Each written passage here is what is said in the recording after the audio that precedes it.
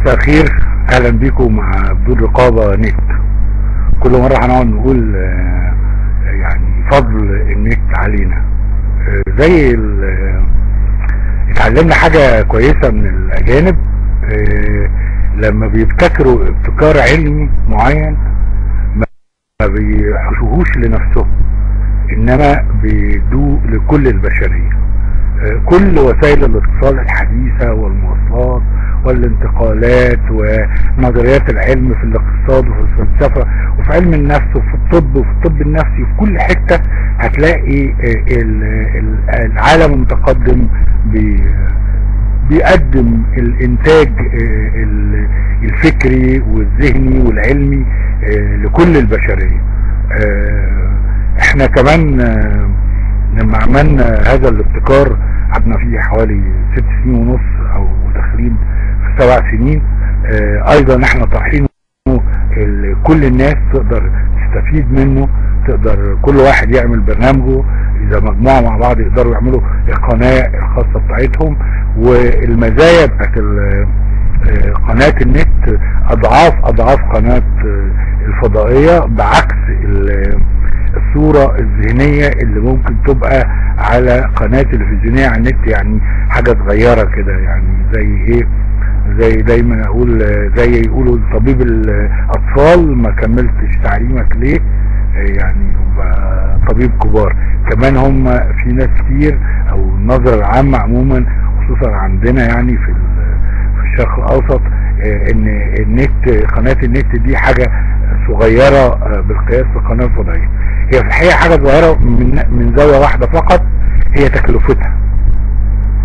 تكلفة القناة الفضائية هي 10 أضعاف تقريبا تكلفة قناة تلفزيونية نت، في حين ان مزايا قناة تلفزيونية نت مش 10 أضعاف بقى، 200 ضعف القناة الفضائية. طبعا حاجات كتيرة قوي ممكن نبقى نتكلم عنها في وقت محدد، ولكن بنقول ده بمناسبة ان احنا كل مرة بنقول ان بدون رقابة نت يعني شتان ما بينه وما بين بدون رقابة فضائي، لان فضائي تكلفته اكتر، وبالتالي يبقى لازم استثمار اكبر، وبالتالي يبقى صاحب هذا الاستثمار سواء كانت الدولة ممثلة في الحكومة او حكومة معينة يعني، او في القطاع الخاص، لازم يكون بقى رجل اعمال عنده رأس مال ضخم عشان يقدر يعمل قناة فضائية او اكتر، او الدولة ممثلة في الحكومة اللي بتبقى موجودة بتصرف مبالغ طائلة على القنوات الفضائية. وبالتالي هنا المصالح بتلعب دور اساسي، وبالتالي بيبقى الرقابة اشد، وحقل الالغام اللي بتتحرك انت كمقدم برامج او كمحاور او كذا فيه، بيبقى حقل الغام مليء بالالغام، مليء بما لا يقارن بحقل الالغام اللي ممكن تقابله في حالة قناة تلفزيونية نت. طبعا في قناة تلفزيونية نت ايضا في حقل الالغام، ولكنه حقل الغام انت بتدركه بوعيك، بضميرك، بشرفك المهني وهكذا. انما حقل الالغام اللي بيبقى في حالة الفضائية بيبقى مرتبط بمصالح باينة، سواء كان لرجل اعمال او للحكومة المسيطرة في بلد معين، وما ادراك بقى مصالح رجل الاعمال ومصالح الحكومة. عموما بالتأكيد الموضوع اللي شغل الدنيا كلها في مصر طبعا، ويمكن في المنطقة العربية، ويمكن كمان في العالم كله بدرجة او باخرى، هو انتخاب رئيس جديد مدني لمصر. طبعا بقول مدني وانا سعيد في الحلقة اللي فاتت قلنا ان الدكتور مرسي ما قالش مدنية، انما هو النبادي قال مدنية وكررها اكتر من مرة، دولة مدنية دستورية حديثة وطنية. طبعا وطنية من المواطنة، يجي منها المواطنة. اذا التساوي بين كل الناس، ده الكلام اللي كنا بنتكلم عليه الحلقة اللي فاتت، اللي كنا بنتكلم فيها عن غياب معايير اختيار اعضاء الجمعية التأسيسية للدستور. في الحقيقة النوبة دي محتاجين او غصب عننا لازم نتكلم في موضوع رئيس جديد لمصر. ايه المغزى الاساسي؟ طبعا في اكتر من مغزى لهذا الحدث، ولكن ايه المغزى الاساسي فيما يتعلق بموضوع اختيار رئيس مدني، ومدني بين علامات تنصيص، لان هنتكلم في موضوع مدني. طبعا مدني في مواجهة عسكري ده بمعنى، وبمعنى تاني مدني في مواجهة ديني. وانا مش متفق طبعا مع الرأي اللي بيقول ان في الاسلام مفيش دولة دينية. وصحيح طبعا في الاسلام مفيش دولة دينية، لكن اللي اقاموا الدولة الدينية في المسيحية ما كانش الانجيل، كان حامل الانجيل، يعني رجال الدين. رجال الدين في التوراة او في الانجيل او في القرآن ممكن يفكروا ان هم يحكموا البلد وفقا لتعاليم وحدود ومبادئ الدين بتاعهم. في الدين اليهودي زي ما انتم شايفين اسرائيل بتقول احنا دولة بس للديانة اليهودية، لليهود، هي دولة دينية بهذا المعنى، رغم ان اللي بيحكمها مش رجال دين، ولكن فلسفتها قائمة على اساس ديني. ايضا هناك دول اخرى لا يحكمها رجال دين، ولكن يحكمها فلسفة دينية معينة. اذا موضوع دولة دينية او غير دينية دي مش لازم يبقى برجال دين او لا رجال دين. يعني ممكن زي ما قلنا في اسرائيل مش رجال دين، ولكنهم بيحددوا هوية الدولة بانها دولة لليهود، دولة عنصرية، دولة لليهود فقط. كمان لو احنا عشان كده قلنا مدنية بين قوسين، لان مدنية تعني لا عسكرية ولا دينية، ده في تقديري.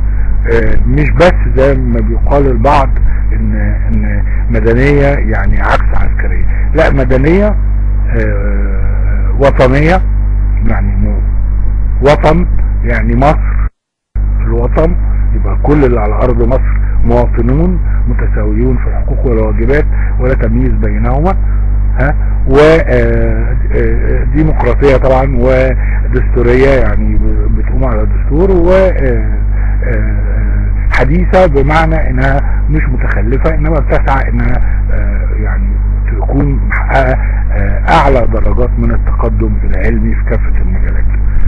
لكن كلمة مدنية عندنا بتعني هذا المعنيين دول، لا عسكرية ولا دينية. طيب الدكتور مرسي رئيسنا قال مدنية وطنية دستورية حديثة. طيب مدنية قلنا خليها بين قوسين، وطنية وطن جميل مفيش ملاحظات، دستورية برضه دي بين قوسين. ليه بقى؟ لان انت وفقا للدستور اللي انت هتعمله هتحكم الدولة دي بالدستور ده، هتحكم الوطن ده بالدستور ده. فأي دستور عن اي دستور تتحدث، لان انا ممكن اقول في الدستور ان الدولة دي سيكون للمؤسسة العسكرية اللي هي الدستور فيها، دولة دستورية ماشية بالدستور ولكن المؤسسة العسكرية اللي تحكم. او اقول ان علماء الدين هم اللي لهم الكلمة العليا فيها، زي مثلا ايران، او زي السودان او زي الصومال يعني، لكن الدولة المتماسكة هي ايران. فانت ممكن في الدستور هتحدد ايه. وعشان كده برضو الخطأ الاساسي، الخطأ اللي بينجم عنه كل الاخطاء، هو ان كله جري او الاغلبية او المنظمين جروا ورا الانتخابات التشريعية الاول قبل الدستور، عشان هم ضامنين ان هم اكتر ناس منظمين، وبالتالي هيمثلوا غالبية في مجلس الشعب والشورى، وبالتالي ده يبقى كارت في ايدهم في اي وقت يقدروا يوجهوا بقية الامور بحكم احنا الاغلبية. اوكي، عشان كده بنقول دستورية بأنه معنى، يعني ما يكفيناش ان هي دستورية، بس الدستور ده بيقول ايه؟ ما انت زي ما قلنا ممكن تحتري الدستور يبقى عندنا حكم عسكري، ممكن ده هيتناقض مع الجملة الاولانية انها مدنية، طيب يبقى بلاش عسكري، ممكن تحط لنا الدستور يخليها رجال الدين او علماء الدين هم اللي يحكموا او يبقى لهم الكلمة العليا، وبالتالي تبقى دولة من حيث الجوهر دولة دينية، من حيث الفلسفة والتوجه الاساسي دولة دينية، بغض النظر بقى اذا كان دين الاسلام او المسيحية او اليهودية وكذا. عشان كده مدنية دي هنحطها بين قوسين لغاية ما نشوف المقصود ايه، ودستورية هنحطها بين قوسين ايضا لغاية ما نعمل الدستور. ولكن المعضلة ان احنا حطينا العربة امام الحصان، او هم حطوا العربة امام الحصان، عملوا الاول انتخابات مجلس الشعب وبعدين هيحطوا الدستور، وقال لك كمان اللي هيحط الدستور ده اللي ينتخبهم هم اعضاء مجلسي الشعب والشورى، يعني الاغلبية اللي هتبقى في مجلس الشعب والشورى هي اللي هتختار الناس اللي هيحطوا الدستور. يعني من الاخر الاغلبية هي اللي هتحط الدستور. سيبك بقى ان الاول ننتخبها عشان تعمل مجلس الشعب والشورى، وبعدين هم ينتخبوا ناس عشان خاطر هم يحطوا الدستور. دي كلها تكئات يعني توصلنا يعني بالاستنتاج النهائي ان الاغلبية هتحط الدستور. كل الكلام اللي بيتقال حوالين ان الاغلبية متغيرة ده كلام صحيح، ولكنه على ارض الواقع لازم يعني الصح ده على ارض الواقع لازم يكون له قوة تفرضه وتحميه. ما ينفعش بس ان انت تكون صح او تكون على حق، لازم قوة تحمي هذا الصح او هذا الحق. وبالتالي كل الناس اللي بتقول يعني ان الاغلبية متغيرة، النهاردة التيار الاسلامي السياسي هو بيمثل الاغلبية، لكن ممكن بعد 10 سنين او 5 سنين او 20 سنة او 30 سنة يبقى مش هو بيمثل الاغلبية. والدستور ده شيء دائم وثابت مرتبط بهوية الدولة اللي عمرها الاف السنين، وايضا مش بس هو مرتبط بعمرها السابق، هو ايضا مرتبط ويمكن بدرجة يعني شديدة الاهمية بمستقبلها. يعني انت بتعمل دولة، بتعمل دستور عشان دولة شكلها ايه، شكلها ايه يعني بكرة شكلها ايه، مش امبارح كانت شكلها ايه. هي طبعا مفترض انها تبقى مستمدة من تاريخك، من امبارح، من هويتك، ولكن انت لك رؤية في المستقبل، وبالتالي بتحط الدستور للمستقبل مستمد روحه من الماضي، ولكنه هو دائما الدستور للمستقبل لبكرة. زي ما بتحط قانون مش بتحط قانون عشان يتطبق من 10 سنين فاتوا، لا ده بتحط قانون عشان يتطبق من ساعة نشره في الجريدة الرسمية، وكذلك الدستور انت الدستور بتحطه عشان المستقبل. طب اي مستقبل انت تراه؟ طب الاغلبية لها رؤية معينة للمستقبل.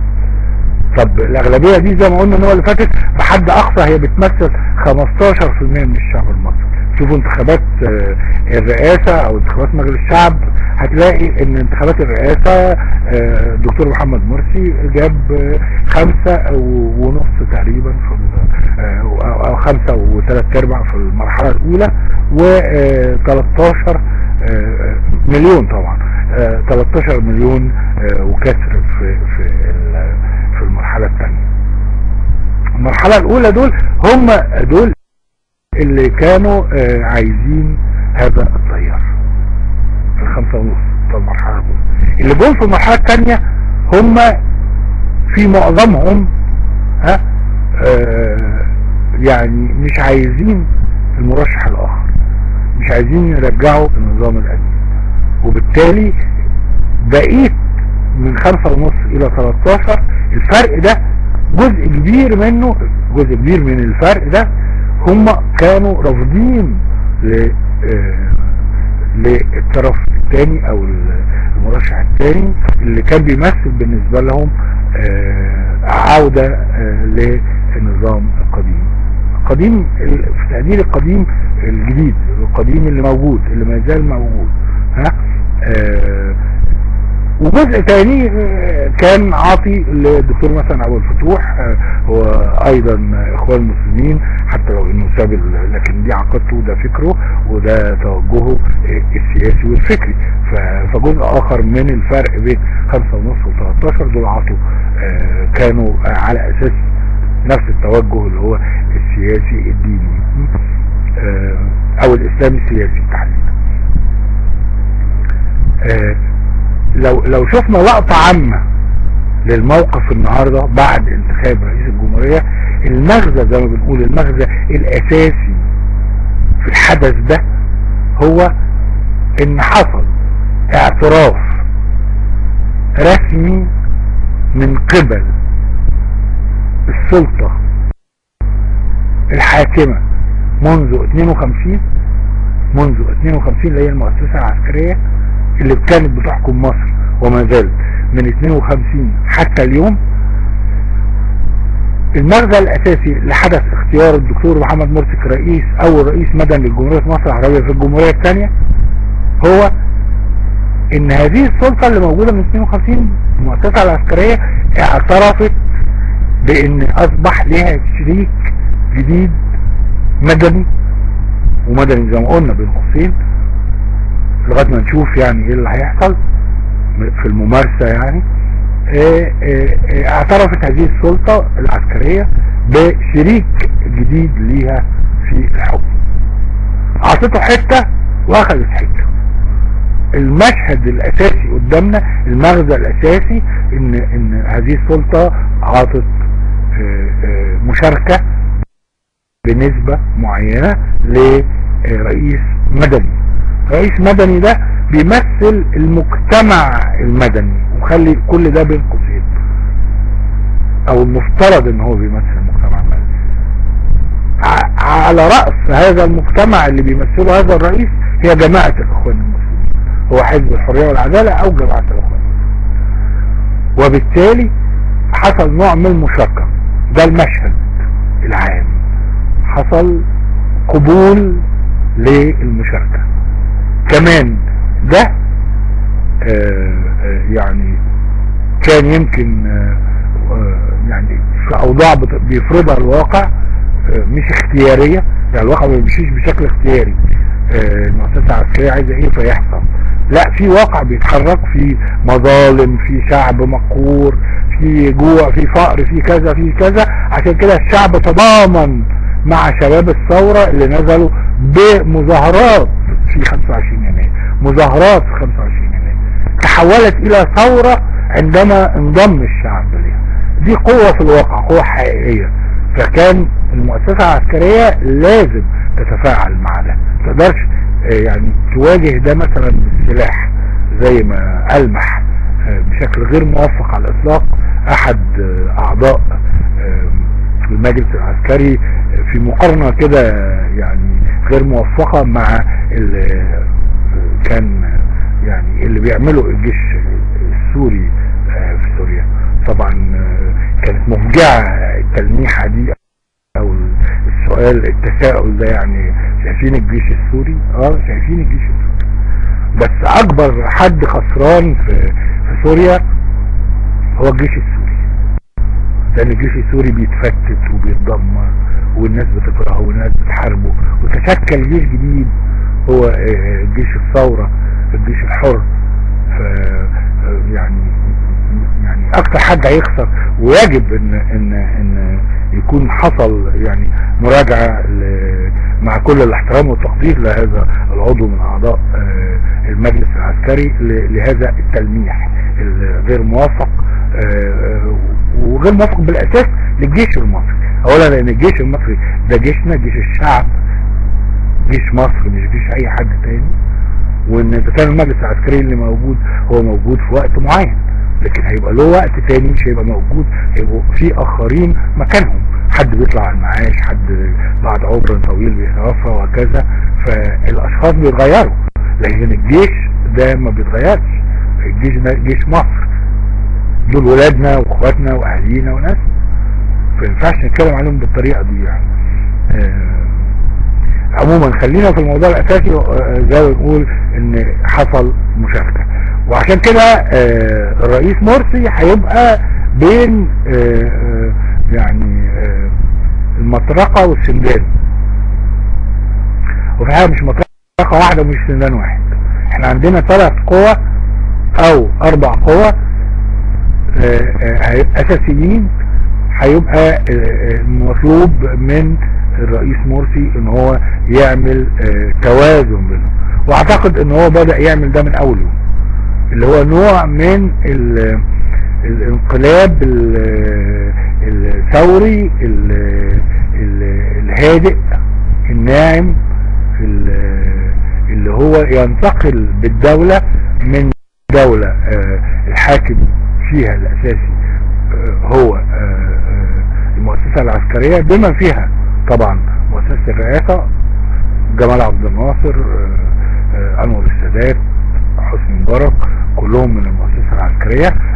صحيح المؤسسة الرئاسة يعني توحشت ووصل بها الامر انها كمان بقى عايز يدي لابنه اللي هو مش عسكري السلطة ويورثه مصر، زي ما عمل حافظ الاسد مع سفاح ابنه وعدل له الدستور، لانه كان عنده 38 سنة والدستور بيقول رئيس الجمهورية الحد الادنى 40 سنة، فراحوا معدلين الدستور فورا عشان هو ينفع يبقى. وللأسف التيار، لان سوريا تدعي ان هي حامية القومية العربية وكذا وكل الدعاية الفاشية دي، فللأسف ما حصلش وقوف ونقد يعني واضح خصوصا من التيارات القومية المصرية لتوريث السلطة في سوريا، انما تم التغاضي عن ده على اعتبار ان دي يعني بلد الصمود والتصدي والممانعة والكلام بقى يعني كلام الهجس ده، الهجس انا بقول الهجس، لان من سنة 73 والجولان محتل، وسوريا او هذا النظام السوري، مش سوريا طبعا، النظام السوري اللي بيقتل شعبه بالدبابات والطيارات والصواريخ النهارده ما رماش طوبة على اسرائيل من سنة 73 لغاية، بس طلع الدبابات لمواجهة شعبه، طلع الطيارات لمواجهة شعبه. طبعا مفهوم ان هو عامل غسيل مخ للعساكر والجنود وصغار الضباط اللي فاهمين ان دول يعني عملاء وبيمولوا من الخارج والكلام بقى اللي انتوا عارفينه ده، اللي بيتقال في كل الدول العربية لما تحصل ثورة، حتى دلوقتي بيتقال في السودان ان ايه يعني قبل جمعة لحس الكوع النظام السوداني بيقول دول يعني قلة وشرذمة، ونفس الكلام، نفس الكلام اتقال في ليبيا، نفس الكلام اتقال في اليمن، نفس الكلام اتقال في مصر، نفس الكلام بيتقال في سوريا ان دول كذا. فبيحصل غسيل مخ للعساكر وضباط الصف والجنود وضباط الصف والضباط الصغار بان دول عملاء وجايين يخربوا البلد، فبيبقى يعني رايحين يقتلوهم وهم شايفين ان هم بيعملوا عمل وطني. ده النظام السوري. عموما احنا كنا يعني بنتكلم في موضوع التوريث اللي حصل في سوريا بمناسبة التوريث اللي كان هيحصل في مصر، ولما شباب الثورة اتحركوا 25 يناير ونزل الشعب وتحولت مظاهرات الشباب الى ثورة، ساعتها اصبح مشروع التوريث باي باي خلاص مش موجود، وبالتالي المؤسسة العسكرية تخلصت من هذا العبء من ناحية، بس من ناحية تانية طلع لها عبء تاني اللي هو ان في بقى عايزين رئيس مدني مش رئيس عسكري وهكذا. اخيرا قبلت المقاسمة مع التيار المدني، وبرضه المدني بين قوسين، وعلى رأسه وفي مقدمته التنظيم الأقوى وتنظيم الأقوى المسلمين، اللي هم أصلا ما كانوش مرشحين الدكتور مرسي، كانوا مرشحين خيرت الشاطر. بعد ما كانوا قايلين ان هم مش هيرشحوا حد، انهم يتراجعوا، قالوا هنرشح، ورشحوا خيرت الشاطر، وبعدين خيرت الشاطر اترفض، فبقى الدكتور مرسي هو اللي في المقدمة. في النهاية زي ما بقول، هذا الرئيس اصبح بين مطحنة قوى. المؤسسة العسكرية اللي بتحكم بقى 60 سنة من ناحية، وما تستغربوش لما اقول لكم كمان المؤسسة الاخوانية اللي بتناضل وبتحارب وبتتنظم وبتتحضر وبتتسع وبتكبر وبتقوى على مدى 80 سنة. يعني دول 60 سنة ودول 80 سنة. الرئيس مرسي في النص، او المفترض وفقا لكل ما قاله، واحنا بنحاكم ما قاله مش اللي في ضميره، ما قالوا ان هو رئيس لكل المصريين. اذا هو بين قوتين اساسيتين، مؤسسة عسكرية عمرها 60 سنة، مؤسسة اخوان المسلمين عمرها 80 سنة.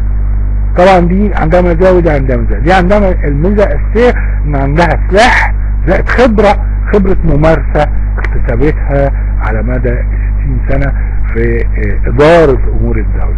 دي كمان عندها يعني ميزة انها عقائدية، ان اعضائها مش زي اعضاء الحزب الوطني، لا دول مؤمنين بقضايا فكرية معينة، بطريقة معينة، باسلوب معين، باهداف محددة. وهيجي بقى بعد القوتين دول او قبلهم، يعني مش بالترتيب طبعا، هو الثورة، اللي هم الشباب الانقياء اللي الواحد حاطط كل الامل عليهم في مستقبل جميل لمصر. والناحية التانية الشعب بقى المصري نفسه اللي نازل ايد هؤلاء الشباب وحولها من مظاهرات الى ثورة. دول الاربع قوى اللي موجودة. الرئيس مرسي المفروض ان هو بين الاربع قوى دول. واعتقد طبعا كلمة انقلاب اللي انا قلتها هي كلمة ما بتعنيش معناها الحرفي، انما هي جاية في سياقها، بمعنى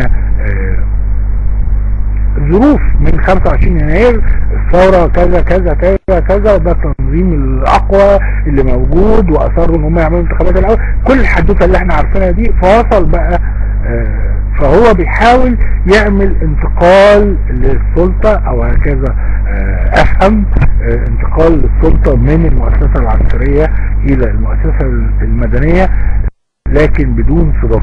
عشان كده بقول انقلاب ناعم، مش بمعنى الانقلاب الحرفي ليه، انما انتقال ناعم. وهو عبر عن ده اكثر من مرة ان مفيش صدام ومفيش اقصاء، وان احنا لازم نشيل هذه الكلمات من قاموسنا. فده واضح جدا ان هو عايز ينتقل الى مجتمع مدني بالكامل، مدني برضه بين قوسين، ودستوري بين قوسين. عايز ينتقل بمجتمع من مجتمع هيمنة المؤسسة العسكرية الى مجتمع مدني بالكامل. هو ده جوهر المشهد الحالي. بالتالي احنا علينا ان احنا نحاكم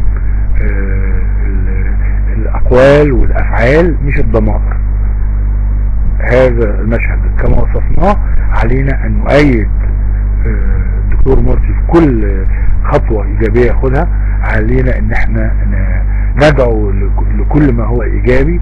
يعني الواحد طبعا يعني مع بقلبه وبروحه بكل الاشكال مع المظاهرة اللي واقفة قدام قصر الرئاسة دلوقتي للمطالبة بالافراج عن المعتقلين السياسيين اللي هم اكتر من 11,000 من 25 يناير لغاية النهارده، اكتر من 11,000. طبعا يعني عملوا يعني التهمة ان هم خرجوا على القانون وعملوا شغب. ده هي الثورة هي عبارة عن شغب، هي عبارة عن خروج عن القانون. لو انت هتمشي تبع القانون ما كنتش عملت ثورة، لان كان في رئيس كان يجب ان انت تحترمه، وان ده رئيس شرعي فما تعملش عليه ثورة، وكان في قانون وكان في دستور وكذا، وكان يجب ان انت وكانت وزارة الداخلية دي مؤسسة من مؤسسات الدولة، فيجب ان انت ما تعملش مظاهرات ضدها ولا تسقطها ولا كده.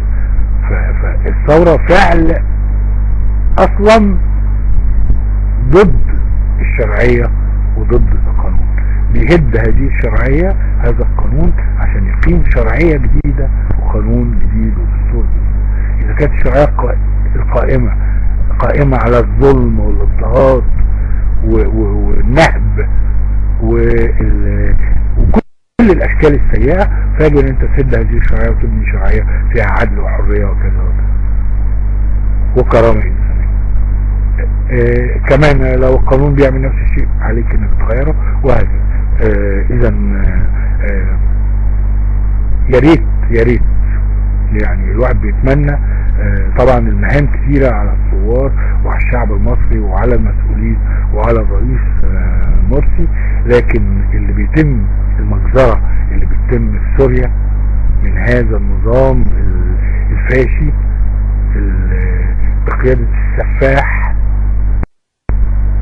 انا فعلا يعني كاره اقول اسمه. يجب ان سواء على المستوى الرسمي، وهنا بنخاطب رئيس الجمهورية، او على المستوى الشعبي، ان يحصل ضغط على جامعة الدول العربية، على الامم المتحدة. الامم المتحدة لها مقر في القاهرة ولها فرع في اسكندرية، لازم يحصل ضغط لانقاذ الناس اللي بتتدبح في سوريا، والجنود والضباط شرفاء اللي بينشقوا عشان يدافعوا عن المدنيين معاهم سلاح قليل جدا وظروفهم صعبة جدا، والتانيين بيضربوهم بالطيارات والدبابات والصواريخ اللي كانوا المفروض هيضربوا بيها اسرائيل. مأساة يعني. اتمنى يعني من كل قلبي ان على المستوى الرسمي والشعبي يحصل دعم رغم كل ظروفنا، يعني يحصل دعم للي بيحصل في سوريا. واللي بيحصل في سوريا مش بعيد عن اللي بيحصل في مصر، او اللي كان بيحصل في مصر، او اللي كان ممكن يحصل في مصر. الحمد لله انه ما حصلش، بحكمة قادة قدروا يوزنوا الامور بشكل يعني في قدر كبير من العقل والتعقل والوطنية، ولم يرتكبوا اي حماقة يعني مثلما يرتكب النظام السفاح اللي موجود في سوريا. طبعا ده ما بينفيش اي مسؤولية عن جرائم ارتكبت من 25 يناير لغاية النهارده، ايا كان المسؤول عن هذه الجرائم، ويجب محاسبته بكل وضوح. لكن الموقف العام انتوا شايفين يعني الحمد لله قدرنا نعمل خطوة، وبقى عندنا امل ان يبقى في فعلا رئيس مدني له هيعمل دولة عسكرية ولا دولة دينية، ونأمل ونتمنى وهنفعل ده كلنا بكل قوة، والحمد لله قدرنا نوصل ده بفضل شباب الثورة اللي استشهد واللي ما استشهدش، اللي اصيب واللي ما اصيبش. الشهداء اللي توفوا دول اللي قتلوا غدرا من 25 يناير لغايه النهارده، اللي كان واقف جنبه كان ممكن هو اللي يستشهد. فشباب الثورة اللي عايش واللي استشهد الاثنين يعني لهم كل الفضل يعني في اللي احنا فيه النهارده. ان انا قادر اصلا انا كنت بعمل هذا الابتكار على مدى 7 سنين، وانا بفكر اكتر يعني هنقدر نتكلم فيه لغاية انه سقف. يعني السقف ارتفع بفضل هؤلاء الثوار. طبعا هؤلاء الثوار بدون الشعب المصري كانت تبقى مظاهرة وكانت تتسحل. فما ننساش دايما احنا نحط هؤلاء الثوار الشباب فوق دماغنا، لكن هم بدون الشعب المصري مش هيقدروا يعملوا حاجة. عشان كده ارتباطهم بالشعب من خلال تنظيم مركزي قوي ما يتعملش في الغرف المغلقة ولا في الفنادق 5 نجوم، يتعمل من الشارع زي 6 ابريل ما عملت نفسها، زي كفاية يعني رغم ضيق اليد بالنسبة لكفاية، ضيق اليد الجماهيري طبعا الجماهيرية كانت قليلة جدا، زي الجمعية الوطنية للتغيير، الحركات اللي ارتبطت بحركة في الشارع، لان اللي بتتعمل في الاوض المغلقة غالبا بيصيبها المرض وبتموت قبل الولادة. نشوفكم يوم الحد الجاي، هنشوفكم يوم الاربع الجاي الساعة 10 مساء.